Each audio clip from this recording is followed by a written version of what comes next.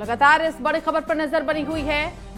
बठिंडा के रामपुरा फूल में दो भाइयों के बीच विवाद हुआ और हादसे में 3 लोगों की मौत हो चुकी है, 2 लोग गंभीर रूप से घायल हुए हैं। बता दें आपको कि दोनों भाइयों के परिवारों के बीच ये विवाद हुआ। गोली लगने से 3 लोगों की मौत हुई। 30 से 35 राउंड फायरिंग हुई है। रामपुरा फूल में ये फायरिंग हुई और इस फायरिंग में अब तक 3 लोग अपनी जान गंवा चुके हैं। 2 भाइयों के परिवारों के बीच ये पूरा विवाद हुआ।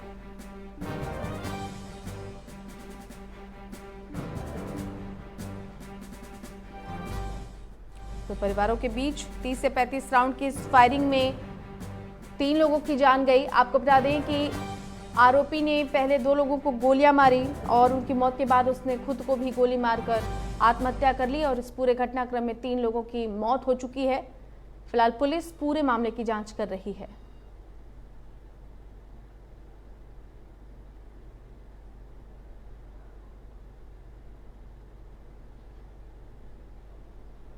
तो तस्वीरें आपके सामने बठिंडा के रामपुरा फूल की, और ये तस्वीरें जहां पर लोगों का हुजूम उमड़ पड़ा है जिस घर में इस पूरी वारदात को अंजाम दिया गया, ये पूरा घटनाक्रम हुआ।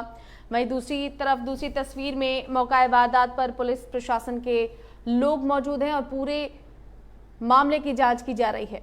लोगों से खचाखच भरा हुआ बठिंडा का ये घर, जहां पर 2 भाइयों के परिवारों के बीच इस कदर विवाद हुआ कि ये खूनी विवाद में तब्दील हो गया। 3 लोग अब तक इस पूरे घटनाक्रम में अपनी जान गंवा चुके हैं। गोली लगने से 3 लोगों की मौत हुई है।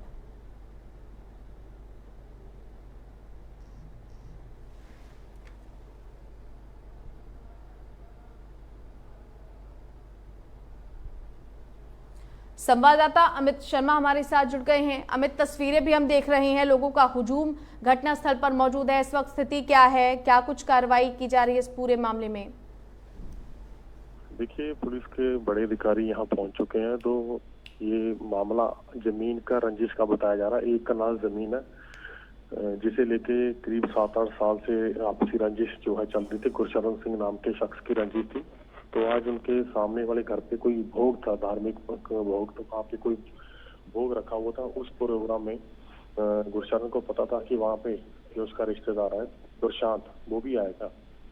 तो वो अपने घर के चुबारे के ऊपर बैठ के उसने पूरी ताक लगा रखी थी। गोलियों का ढेर भी अपने पास लगाया हुआ था। जैसे ही गुरशांत गली से बाहर निकला और उसने अपने चुबारे से गोलियां चलानी शुरू कर दी और मौके पे जब उसके गोलियां लगी तो वहां पे एक भोला सिंह नाम का व्यक्ति था जो दूध का काम करता था। वो उसे उठाने आया तो उसने उसके ऊपर भी गोलियां चला दी और दूसरे जो लोग उनके बचाव के लिए आए तो उन पर भी फायरिंग कर दी। यानी इसमें जब पुलिस को सूचना मिली तो पुलिस ने फौरी तौर पर अलग अलग टीमें लगा के चारों तरफ से घेरा डाल दिया। लोगों के घरों के ऊपर से पुलिस ने घेराबंदी की तो उसमें पुलिस के ऊपर भी फायरिंग की। यानी करीब आधा घंटा वो पुलिस के बराबर जो है फायरिंग करता रहा। तो जब उसे लगा कि अब आगे कुछ नहीं कर पाएगा तो उसके बाद उसने अपने घर के नीचे उतर के नीचे उजारों में आके जो है खुद को भी गोली मारकर जो आत्महत्या कर ली। तो इसमें 3 लोगों की मौत हुई है और 2 से 3 लोग इसमें जख्मी बताए जा रहे हैं। तो पुलिस मामले की जो है जांच कर रही है। कि जमीन का आपसी रंजिश का मामला बताया जा रहा है जो काफी सालों से चल रहा था।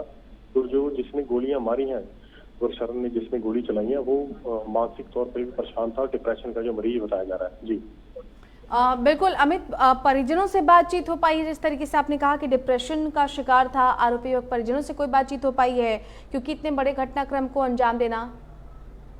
देखिए, उसके पिता जो है वो हैंडीकैप्ड है। उसकी लाश जो हैंडीकैप्ड है काफी ज्यादा। तो उनसे थोड़ी सी बात हुई है तो वो कह रहे हैं कि उन्हें नहीं मालूम था कि ये आज इस वारदात को अंजाम देगा। वो तो घर के नीचे थे और ये ऊपर चुबारे पे बैठा था। जैसे ही गोलियां की आवाज आई तो उसे बिल्कुल अमित, आपको बीच में रोकना चाहेंगे। इस वक्त हमारे साथ DSP Mohit Agarwal phone line पर हैं।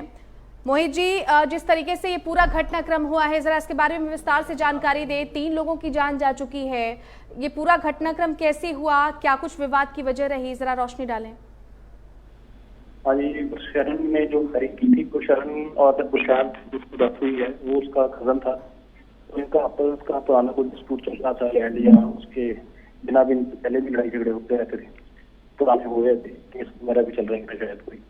उस चक्कर में इन्होंने जो है अपना आज गुरशरण ने इस गुरशांत पे फायरिंग कर दी बाहर ही अपनी छत पे था, वहां से इसने नीचे सामने वाले घर में कोई अपना बरसी थी, उसके चक्कर में वहां पे लोग इकट्ठा थे, तो शाम भी वहीं पे था, तो इसने वहां पे उस पे फायर कर दिया और उसकी वहां पे डेथ हो गई। जब उसको ले जाने लगे जो उसके साथ थे उसके दोस्त मित्र, तो उनको जब उसको उठा के हॉस्पिटल ले जाने लगे तो फिर इसने फायरिंग कर दी और उसमें भी एक भोला सिंह की डेथ हो गई।